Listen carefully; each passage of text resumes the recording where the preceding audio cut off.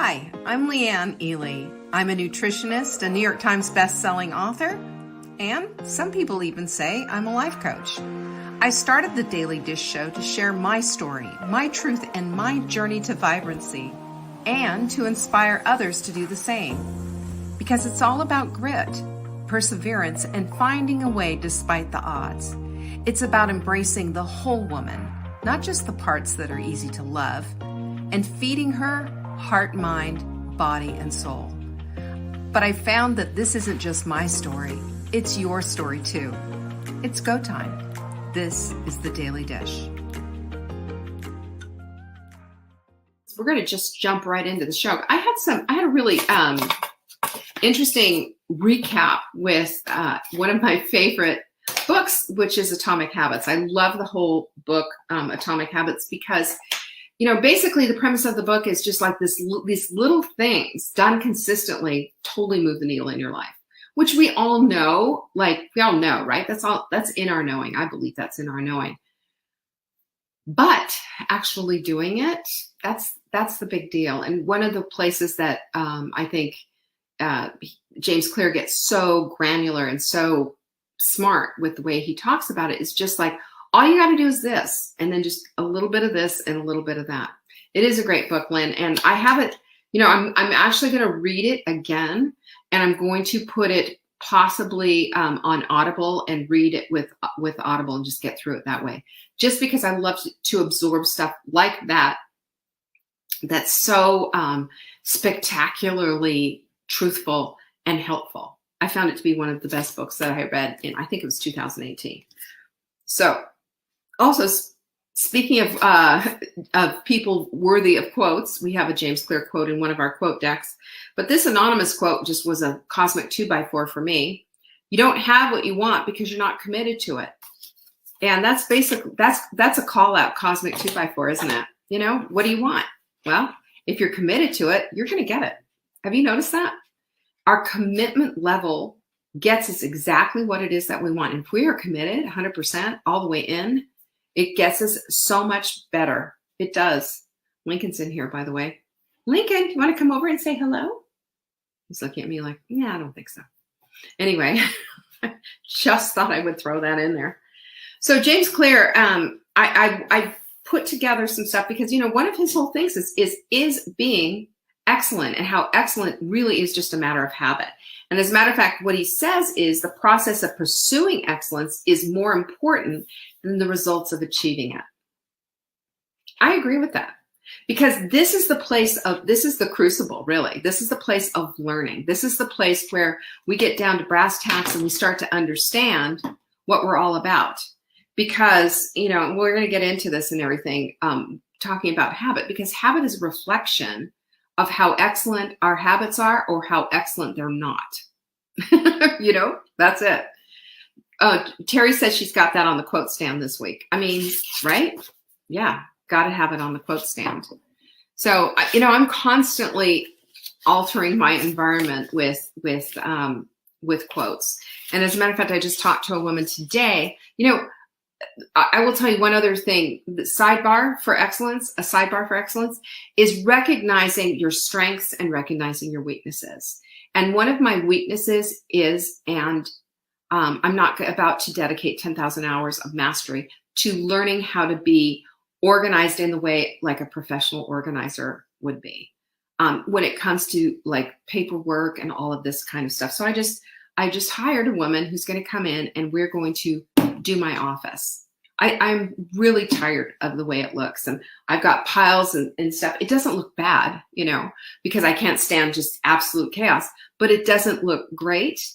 And that is me finally lifting the white flag and saying, I don't have just Teresa. Okay, I'm sorry, Teresa. I have so many cherries, I get confused. So Teresa Vaughn, please. Thank you. Then there's Teresa. I think I'm saying it right, which I think is such a pretty name. I always say that. But anyway, back to this whole thing on habit. The habit that we have, all these habits that we have are going to reflect our absolute embracing of excellence or a reflection of excellence being missing in action. Isn't that interesting? So another James Clear quote, which I thought was so interesting. The only way to become excellent is to become endlessly fascinated by doing the same thing over and over. You have to fall in love with boredom. That's a cosmic 2x4 right there, isn't it? Because essentially, and I find myself in that place. I know you do too, especially when it's like, oh, it's time. Here it is, same day, and it's time to do X, Y, and Z. It's time to do my exercise, or it's time to do my 4-minute workout. It's time to fill my hydration station up.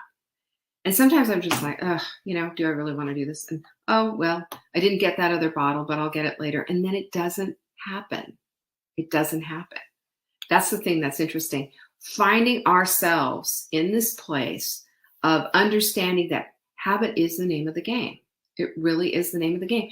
And that it is an absolute reflection on what our habits reflect. It could be not excellence, or it could be excellence. I think we need to evaluate that. So 40 to 50% of our daily life is, get this, I found this to be very interesting, it's habitual. Did you know that?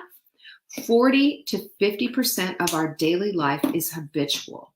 We habitually turn on the TV, after dinner. We habitually, empty the dishwasher first thing in the morning. We habitually do things, start the coffee. Think about all the habits that you have, and do they reflect the life that you want to live? Do they reflect vibrancy? And that's the whole thing. We have to, we all have habits, and we just have to evaluate, are mine excellent? Some of them are just like habits, right? Just, I don't know, coffee is a habit. It's a ritual. It's something that I really enjoy and love.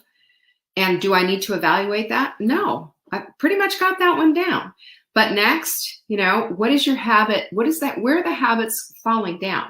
Where is the habit that needs a little more propping up? Those are the things that we need to be looking at. And we all have them. Are yours excellent? Sean Covey, son of Stephen Covey, he says your habits will either make or break your life. He's right. They will make it or they will break it. We all know what it feels like to have to get rid of a bad habit, right? Ever been a smoker? Ever been, had a really bad habit, or nail biting or something like that? It is all in this intensity that goes into breaking a habit, didn't go into making it. It was pretty simple to get hooked on cigarettes or to start biting your nails when you're feeling slightly stressed or whatever. And then it becomes habitual. Habitual and a bad habit, and something you don't want in your life. And breaking it is a whole lot harder than it was for making it. So we have to constantly evaluate that. And again, where our energy goes, we know that where energy flows, that's where our life goes, right there. That's where your attention goes. That's the thing that sets you up for everything that you want in your life. Look at that. Emily says, and now my hydration prep is just muscle memory now. Thank goodness. And that's the goal, is to take these good, fabulous habits, right? And make them and create them to be just, this is part of what we do. It's just as ritualistic, if you will, as making your coffee first thing in the morning. And I do this every single day. I lay my exercise clothes out every single day. There is not an opportunity where I don't have them on. So that's just everything. That is just everything. But we all have habits. So look at your habits and evaluate them. Number 2, you can hack those habits to be excellent by way. And Emily, or Teresa just said that she moved things around in her kitchen so I don't put sugar in my coffee. That's exactly my point. She hacked a habit of making coffee and moved the sugar so it's out of her peripheral. We talked about that a lot yesterday. And you know what happens? She doesn't put sugar in her coffee anymore. She's broken that habit simply by putting that habit, like Juanita said, to work for you. It's a simple thing, but it's something that has to be applied. It's something that, we want to get to this place where it's just second nature, but it takes a minute on the front side of it. And we have to, it's just like going boom, boom, boom, boom, boom, like learning. And now it's like, okay, got this. One of the problems is, that as we're going through this whole thing, and I'm almost done with my book that I've been reading, my 30-day book, and I had a couple of days off, when we had friends and stuff here, but my book that I'm almost done reading, the High Performance Habits, it talks about all of this stuff, and it talks about how we just don't want it to be hard. We want it to be easy. And I say, well, of course we want it to be easy. But if we try to, if we're always looking for the easy way out, we're never going to get to this place of having this life created that we want. Vibrancy doesn't come from easy or convenient. Think about food, really. Think about food. The comparison is absolutely it. Both things fast food feeds you, and so does a good, healthy, mindful meal feed you. They both feed your stomach or put them in there. The difference is, what's the output? 100% inflammation and almost no nutrition and all kinds of problems because of that, versus a mindful meal that's going to feed your body, heart, mind, and soul, and make you feel good. There's a big difference. So, and we're gonna be talking about that. But again, it's about the process of pursuing excellence. It's more important than what you're going to get at the end. Because if you can build really good habits versus just kind of getting through and muddling through and what have you, and just, kind of one day you're in and the next day you're out, that's exhausting mentally. Just make a decision. If you're 100% in, that is easier to do. And that little climb up the mountain to get there is not as hard and not as difficult. So that's really important. And you can hack your habits to be excellent. And Aristotle said excellence is an art won by training and habituation. Don't you love that? I think that's such a great thing. It is training. It is habituation. It is everything that we do. It is getting bored with this. But excellence isn't always about like bursting through and winning first prize and breaking the ribbon. And it's not the grand moments in life. It's all the little moments in life. That's what excellence is. A string, if you will, of habits like pearls, and then you get a beautiful pearl necklace at the end, all those beautiful habits all strung together. That's what makes it up. So excellence then, number 3, is it's not an exception, it's a prevailing attitude. That's what Colin Powell said. It's not an exception, it's a prevailing attitude. It's that, what am I doing here? I am making coffee. How am I going to make it? Excellence. I'm not doing this, I'm not doing that, I'm doing this. And how am I getting it there? Excellently. Oh, Teresa, yes, I remember we had that. I remember we had that. What did June say? Put a flower in the vase next to your station, Teresa, and then maybe a bit more fun. Oh, that's so good. I love that.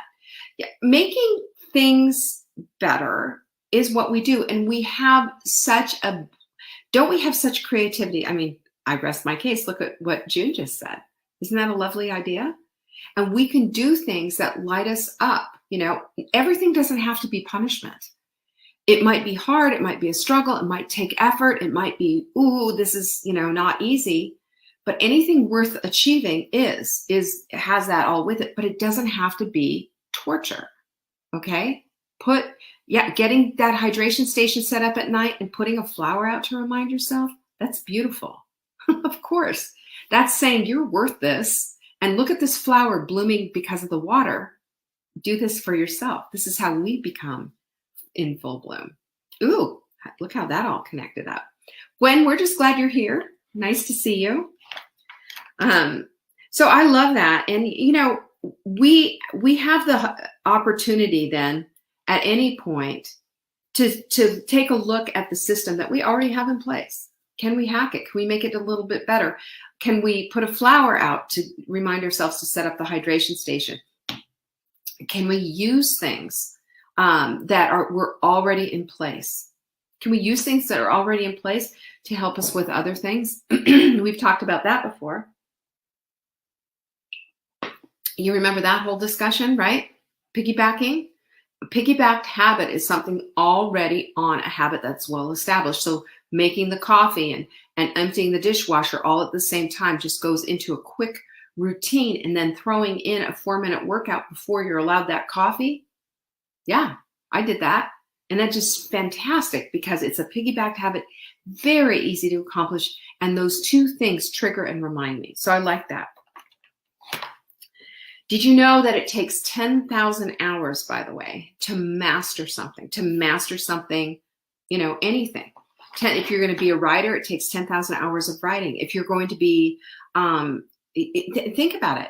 Anything that you want to master and know, it takes hours and hours and hours. You who are all crafty and brilliant hand stitchers and crocheters and knitters, and you've seen the quality of your work from when you first started versus 10,000 hours later. Maybe you're teaching or whatever. But isn't it interesting how it is such a difference in the quality of your work? Well, if we understand that, and it's 10,000 hours to master something, then you know what we understand? It's just going to take a little bit longer. And then we have more patience for ourselves, and we have patience for the time that we drop the ball, and we can always pick it back up because we've got grit, not quit, remember? And that's excellence right there.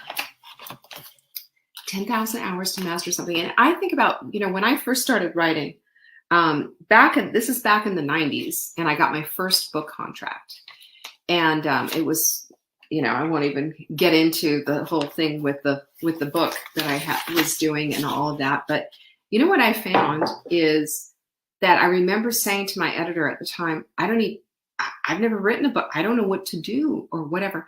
And she helped me and said, okay, so you've got this, this, this, and this, and put everything. Oh, she said, you need to write about this and this. And then, we've got chapters. And I took every chapter and just considered it to be like a blog post, even though we weren't calling them blog posts back then. It helped me to understand. And now when I look back and I think about all the writing that I've done and through all these years, it's just like, okay, I got to write this, boom, boom, boom. I'm used to it. And I believe I have mastery over it. And I'm always willing to learn more, of course, but I believe I do. I believe I understand the mechanics of what it takes to be a good writer. It's not nearly as brain breaking as it used to. That's 10,000 hours of mastery. But you know what else the brain expects and wants and needs is a reward for doing the right thing. So often we think it's all about willpower. Well, it's not. It's about setting up your environment for success. Duh, right? It is all about that. And you know what? For what we have a system set up. This is how your brain works. Something's going to cue you. Something's going to cause you to routinely do something. And then the third thing is you're going to get some kind of a reward for it, right? So if we break that down, let's just take a look at it.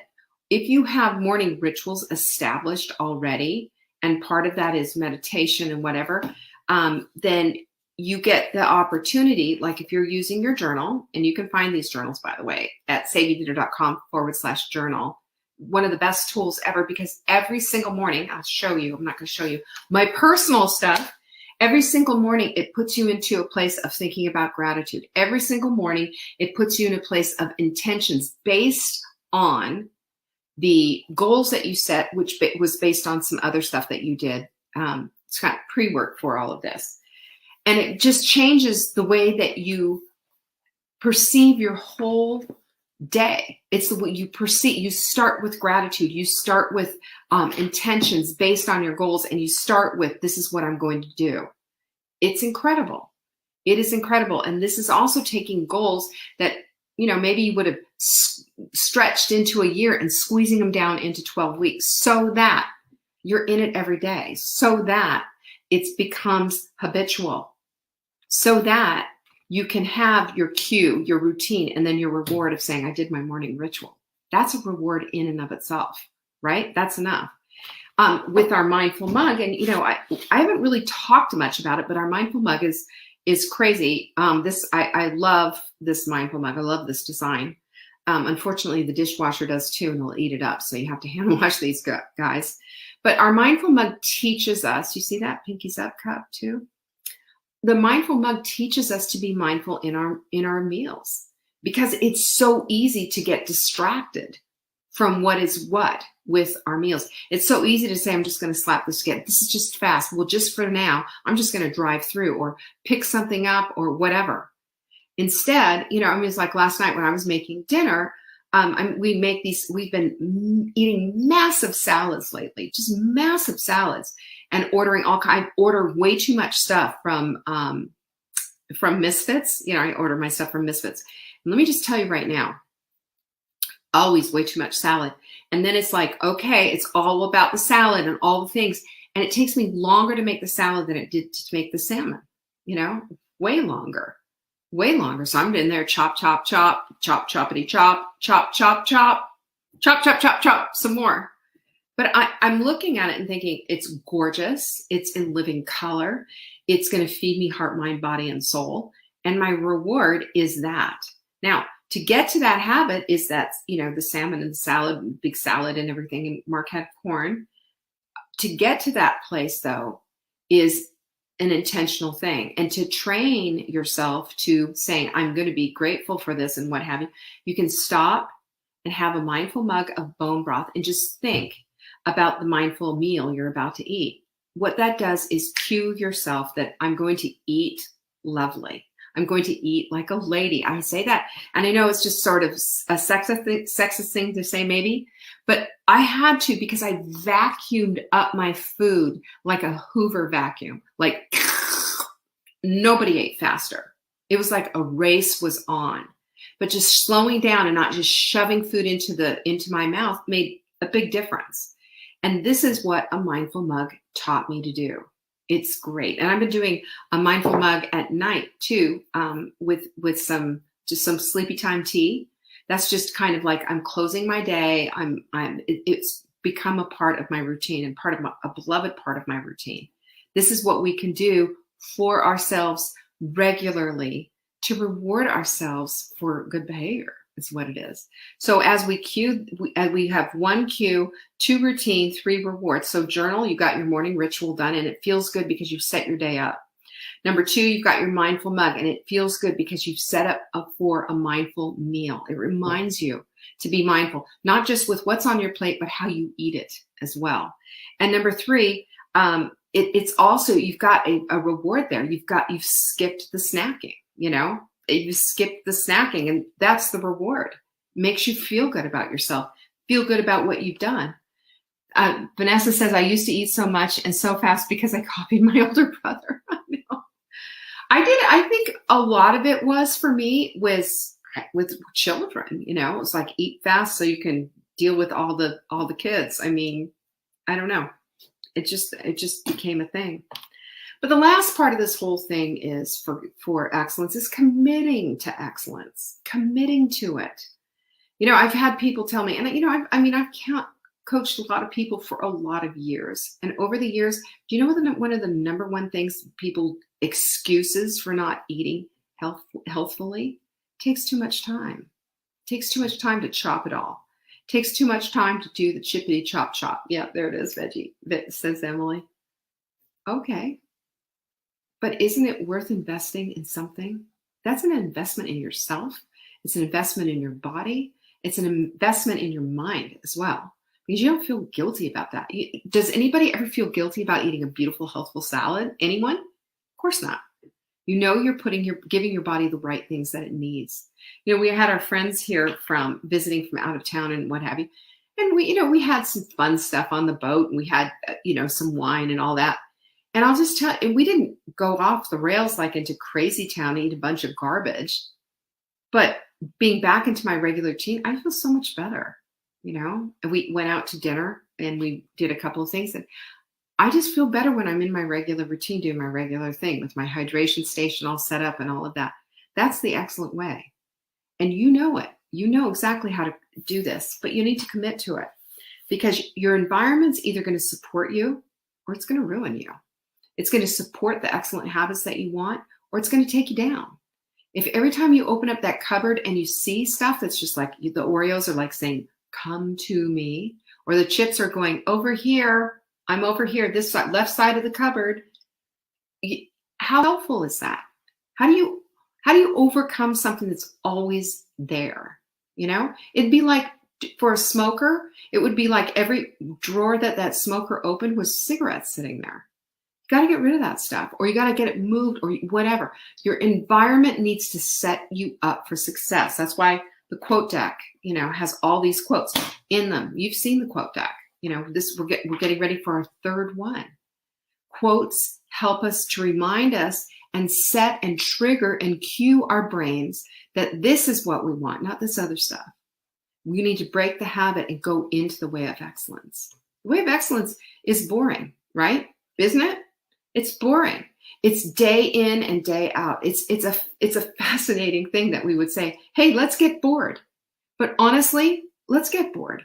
Let's do the same thing day in and day out. I didn't want to get on the bike yesterday. I'm just like, I don't want to. I thought, well, I'll commit to 15 minutes. And then I see a ride that I wanted to do, and it was the happy mood ride. 20 minutes. I did it, and then I didn't finish. I had so much stuff going on yesterday. I did not finish, and it was Arms Day yesterday.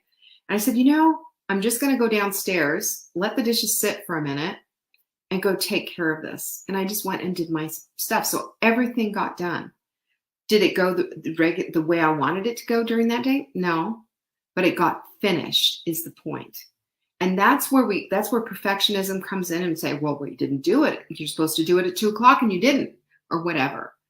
We can allow for things. And if it doesn't work, we can say, okay, so that didn't work out. Where can I fit this in?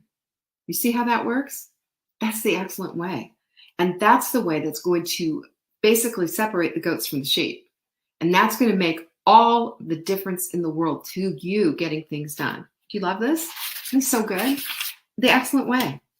And don't forget that this is the only way to excellent is to become endlessly fascinated by doing the same thing over and over again. You have to fall in love with being bored. I don't know about you, but pinkies up. I love being bored. Hope that was helpful for you. Thank you so much for joining me today. And if you found this helpful, share it, would you? Peace be with you. Thank you for joining me today. You can find me on TikTok for daily tips to help support your most vibrant life. And remember, you are the author of your own story. Until next time.